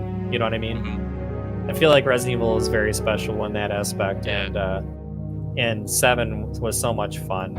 I was so much more immersed, and the environment was a lot more chilling to run through, just because it was in first person. My friend said he hates the design they gave Chris in 7. He hates the what? How Chris looks. But meanwhile, my boy Leon looks perfect. I don't know. I think Chris looked just fine in 7. A lot of people. I don't like how he was. He looks he looked more. It seems like they worked more on his original model from like the earlier Resident Evil games. So he's good boy Chris. Yeah, so I mean, like he's not the over fucking steroid beefy guy. So I hated that model. I don't like how big he is in 5 and 6. See, most people like big boy Chris. I like the jokes that spewed from him, but I feel like he's BSAA. I feel like he's still muscular with this 7 model, but it's not over the top. You know what I mean? Does 7 have a place in the timeline, or? Yeah, 7 takes place. When does 7 take place? It takes place a couple of years after 6, maybe a year later, like 2017 or something. So why did he get so skinny all of a sudden? What the fuck? I don't think he got skinny. I think it was just sort of like an illusion or whatever. I think he's still beefy. It's just not prominent because he's wearing an outfit too. So I'm not sure. I think they just changed his model. I mean, it is possible realistically for people to kind of lose muscle tone but still be fit. You know what I mean? Yeah, like he looks like he lost a lot of muscle and his head looks weird. Like I said, it looks like his Resident Evil 1 counterpart. You know, I think that has something to do with the engine, though. Just how they were able to make his model using this new engine that they used in 7. But look at Leon. I think with the remake. Leon looks a little weird too. Leon looks like he should. He looks like a better version of his Resident Evil 2 self. Oh, I'm gonna look a picture of him. Well, 7 or Resident Evil Remake 2 it's the same engine as Resident Evil 7. Yeah, but Leon looks good. Yeah, I don't know. I didn't think Chris looked that weird. I mean, it didn't take me out of the game or anything. I thought it was fine. I mean, it didn't take me out either, but I mean, there are people out there that were actually like they were pretty confident that wasn't Chris. Even though that his name was in the credits. That's what I thought. Even though that his name was credited in the game, they didn't think it was actually the real Chris Redfield, and I was like, give me a fucking break. I was like, Jesus Christ, people. It's like all these conspiracy theories and stuff. Like, Capcom is lying to us, and I'm like, why would they do that? They gain nothing in that. See, this looks like a youthful Leon. Like he's a rookie. He's still starting out. The Leon. I think he looks mediocre.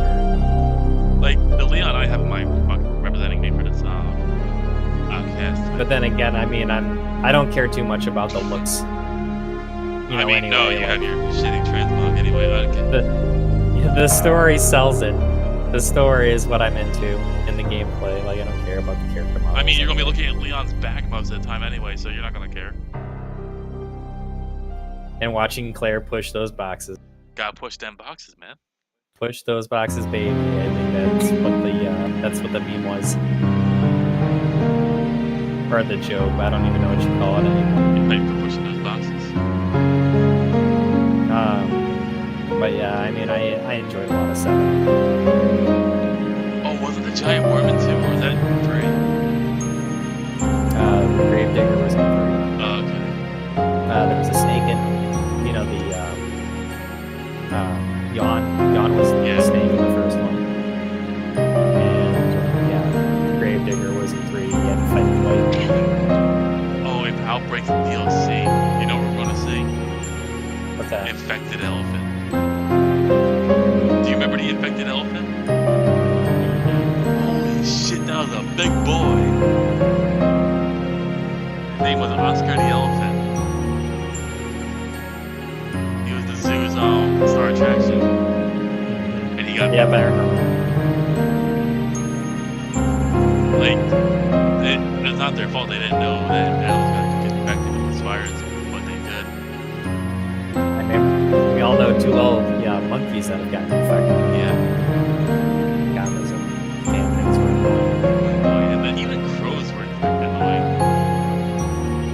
I don't think I've ever had a problem with crows in any of the Resident Evil games. I mean, like, just the screeching as well is annoying. Birds are jerks. Yep, no matter infected or not.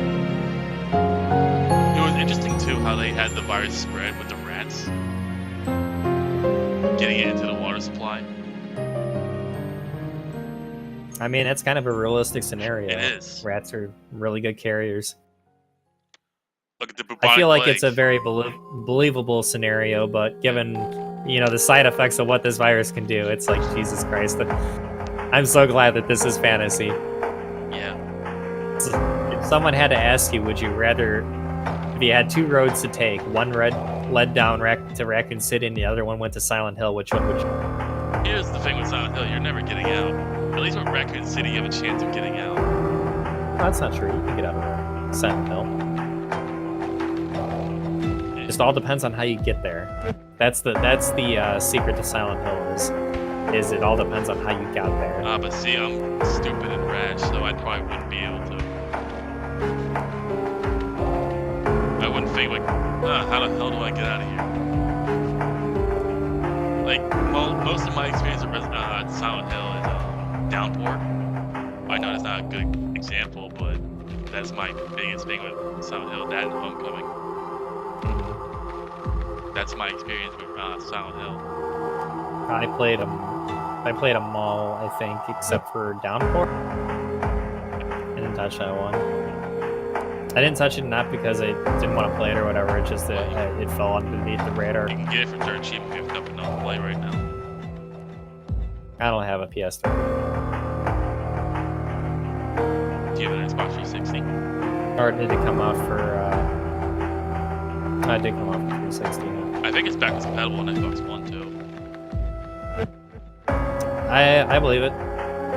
But yeah, you can get Downpour on 360. It's not exclusive to PS3 by any means. I don't think I have anything. I think you can get it on PC too. I haven't had to check Steam, so I'll check that. Well, I'm not sure if I have anything else to add on Resident Evil 7 now. Other than, like, I really like Jack. The Baker family I thought was really interesting. it was. And Oh, the fucking bug woman creeped me out.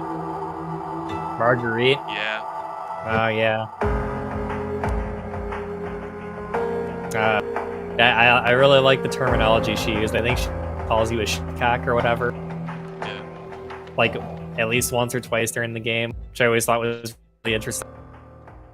Son. What was the son's name?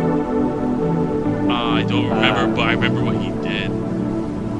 He had all those traps and shit set up for you. Yeah, he was, he's the troublemaker. I remember from some of the files in the game, like, he's a troublemaker. Like, he always got in trouble at school, and, like, but he was buying,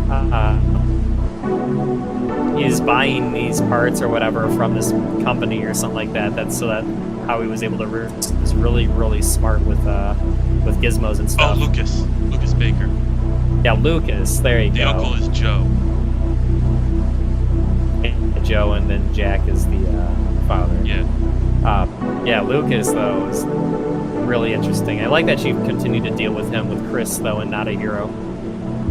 Yeah. That was, like, one of the things that he kind of just, like, fell off the radar, like, after you go through his jigsaw traps or whatever at the end. But I had fun with it. I thought they were interesting characters. Lucas was a little, I still thought... like, out there for somebody in a fucking farmhouse kind of family. Yeah. He's a weird character in general. And if I remember from the clips, they were a decent family. They were very kind. And Evelyn got it. And then Evelyn and his wife or Mia was fine. yeah, there you go.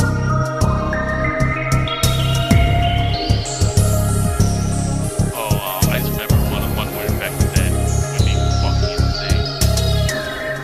The infected whale. I think that was a revelation. What was it? The infected whale.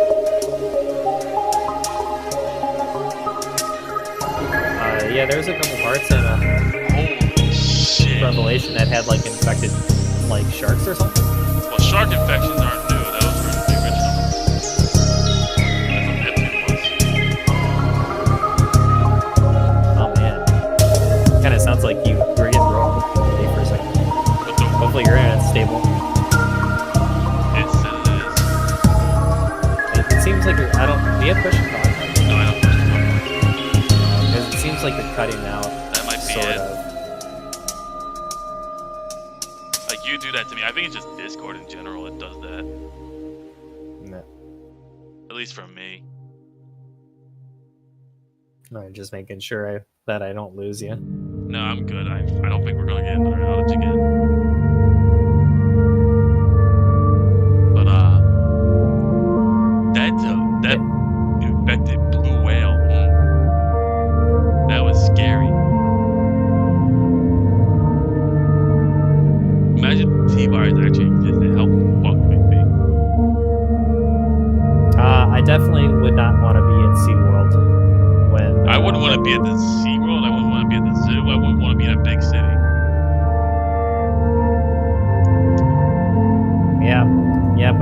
No. But I don't think there's anything else I can add. Like my whole experience with 7 was it was like a big sigh of relief because I had fun with 6, but 6 was just 6 was just bad. I did not care for Jake Wesker's kid, not at all. Jake Mueller, he had a decent play style to him, very unique, and he was very tense because he was mostly a melee fighter. I don't know. I don't have much to say for him. I feel like he's a one-note character. I feel like the same way, but Sherry in that story was really fucking good. She grew up to be a badass. Miss Perkins.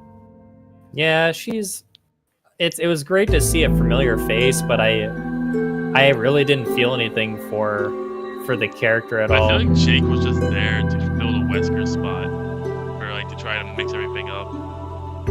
Yeah, like it's like Capcom didn't want to let go of Wesker, and I think that was just the product of them not wanting to let go. These Wesker's very notable. But hell, you never know. He could always return in 8. Because I'm curious where they're gonna go with Resident Evil 8 after the remake, the second remake comes out. I mean, Resident Evil could just follow the Pokemon formula where every other game they just bring back a remake. Well, I think it's been sort of confirmed that 3 is gonna be a thing. Oh, I hope it is. I would hope it's in the same style that Resident Evil 2 is gonna be in. Like I know there's buzz going around the fact that Resident Evil 3 remake is definitely a thing that could happen. Oh God! Imagine Nemesis chasing you that. Which I'm. Yeah, I don't. There may be some. There may be some boners or something involved with that game. If it ever becomes a thing. Chill butt. I don't know. No, just general gameplay and just how that game looks. I just feel good gamer boners. Okay. Feel good gamer boner. I see. Oh man. I think this is gonna be a good game. I have high hopes though. I think Resident Evil is gonna be around though for quite a while. Yeah. I feel like it's still got a lot of longevity in it, and there's. I mean I don't want them to remake every single game. Like I feel like if they just remake the first 3, if that's their plan, or if they just remake. If Resident Evil remake or Resident Evil 2 remake is the last one, I'm fine with that. I just want them to continue with the future. I don't want to linger in the past. You know, I know a lot of people want to see everything remade nowadays. I don't want that. I mean, it's probably what's going to happen anyway. There's a lot of things that have been remade or rebooted. Well, sure. I mean, there's always going to be handled well. I don't see a problem with it. As long as I know remakes are done for the next generation, which I'm cool with that. So I think we're falling into that hole. But I mean, I don't want to see remakes 10 years from now. So you don't want to see another remake of 1 and another remake of 2, etc. Right, yeah. I'm kind of hoping that it's like every 20 years, because I feel like that's a good fit for like a, that's a I feel like if we're talking in terms of periods where each generation lies, it's 20 years. At least with Resident Evil 3, we won't have to worry about it for a while, because 0's been remade in HD. 1 remastered, yeah. 1 and 2 are being done, and you're saying 3 is going to be done. Yeah. Maybe Code Veronica can get away with it. I doubt it. I mean, it's not a super notable game, but it's decent. I feel like Code Veronica sort of got a touch up when it was in the Dark Side Chronicles. It got a sort of a retelling in that. I don't think we need another full game when it was sort of already kind of brushed upon in that game. And Dark Side Chronicles 2 is, I don't know, probably 10 years old now. I don't even know. I'd say you may as well just drop the $15 and get Code Veronica on PS4. But I mean, in general terms, I think after this game succeeds, which it will, I mean, it's already going to have the money in terms of purchases because of the hype that it's got. It's going to be successful, and I won't go out on a limb and say that it's going to be a bad game. There's no way it can be. I think they're going to be working on Resident Evil 8 next, if that's the next project, which I guarantee it probably will be. And then they'll probably work on if they decide to do another remake, they'll probably do one after the fact. You can do Revelations 3. They'll do like 3 or something like. I think what they might try to do, they might do the Zelda thing where they're gonna have like the 2D Zeldas for more traditional Zelda guys, and then Breath of the Wild for people who like the new stuff. I mean, I know they'll have. I don't think they have 2 teams making the games, but I think Revelations kind of focuses. Switch back and forth. I think really Revelations kind of focuses more on like the horror aspect of Resident Evil, whereas the newer games focus on like an action pace. Like minus 7, of course, because I tried to help feel like it's Resident Evil original, but like with a different feel. Does that make sense? Oh, you were cutting out there. Like where 7 has like the more natural horror feel, as opposed to say, like maybe minus the where you can actually use your tank to kill things more easily. I think as Revelations has the more horror aspect feel. I think I'm rambling. I don't know. I don't feel like. I don't say the Revelations had like any horror to it. Like I feel like it had eerie scenery, especially the second one. But I don't know. I feel like as long as they play more on the environment and future Resident Evil games, it'll be in that sweet spot for me. I know there's a lot of people out there that play these games and these games scare them, but I'm a much more hardened person. I really am hard to scare. Never been scared from a Resident Evil game ever. Even playing 7 in VR, it didn't touch me at all. On that note, I thought it was fun though. It was great playing this game in VR. But I don't know. Like I said, that's a very like me thing. Like horror is subjective, and I'm just not a person that's easily scared. Oh, if I do get the chance with you, you have the Dead Space experience. I would like to. I played Dead Space 1 and 2. I didn't play the third one. Okay, at some point we should do retrospective. And Dead Space is something I've only played once. I played Dead Space once, beat it once. Same with 2. Is that true for all the games that you for Dead Space that you played? Say what? You only played it once and beat it once? Yeah, more or less. Like, I ran in Dead Space 1, and I beat it, I think, in 4.5 hours. Okay, I think we're gonna have a shorter retrospective with that next time. But I mean, we can probably talk about it just a little bit here, I guess. But I mean, I was more interested in the books for Dead Space, because there's Dead Space novels that I think are really good. But I don't feel like, I think the games are fun, but I don't think they're no Resident Evil. It's a different setting. It's a really cool space in this game. Like it's definitely a cool space story. Like I really don't want to compare Resident Evil to Dead Space at all, or try to kind of criticize based off of their similarities and differences, because you know, it's the setting is so different. Yeah, there's space and then there's ground there. I feel like if you I'm sorry, if you space in the future. Yeah, right. I feel like if you're like nitpicking at, if you're comparing something that's more modern setting to something that's in space, the one in space is probably going to lose because there isn't very much you can do in space other than be in a space station or whatever. There isn't much of a story there, unless you like take it to a planet. You know what I mean? Then maybe. If you remember, like, maybe things are more interesting. The beginning of Bray had a brief time on a planet, and then we went back into space. Yeah, but I loved my experience with Dead Space. The story behind the monoliths or whatever they are. I think it's crazy, and I think the one thing that the markers, that's right. The markers are, there's a million different terms you can call that thing. There's what I like most about those games though is what the monolith does to, or the marker does to the person before they turn into the creatures. Yeah, it kind of they just go insane. Yeah. You see things that aren't there. I think that's amazing. Like how they had Isaac build that entire fucking thing.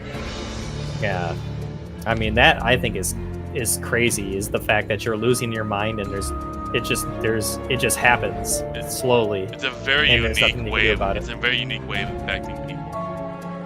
Yeah, it's not like a virus; it's a mental affliction. We don't even know what it is. Like, it could be a virus. You don't know. Supernatural. Nobody knows. Like, but I like how it's illustrated in the novels. Like, it's amazing. Yeah, it's a really good concept for it. Yep. But I think other than that, I think I'm pretty much dried up in the rest of it. I don't think I have anything else to add, or unless we literally have like a play-by-play of like what happens in the games. I don't really have anything else from a personal experience to share with you. So you want to wrap up Resident Evil? Maybe talk about some. Good wrap. Maybe talk about some aliens. Yeah, we could probably wrap it up.